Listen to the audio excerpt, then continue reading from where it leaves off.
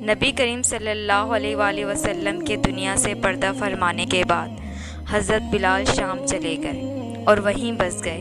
ایک عرصے کے بعد خواب میں نبی پاک کی زیارت ہوئی اور فرمایا، بلال، ہم سے ملنا کیوں چھوڑ دیا؟ آنکھ کھلتے ہی مدینہ کے لیے روانہ ہو گئے۔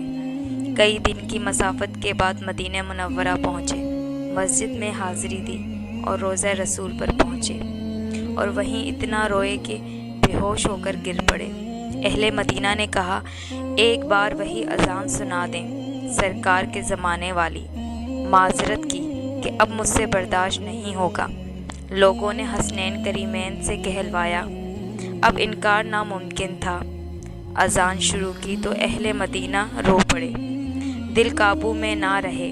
پیارے آقا کا زمانہ تازہ ہو گیا۔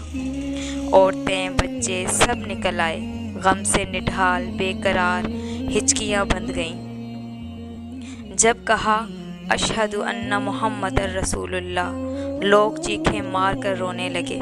حضرت بلال کی نظر ممبر رسول پر پڑی۔ ممبر رسول خالی تھا، سرکار نہیں تھے۔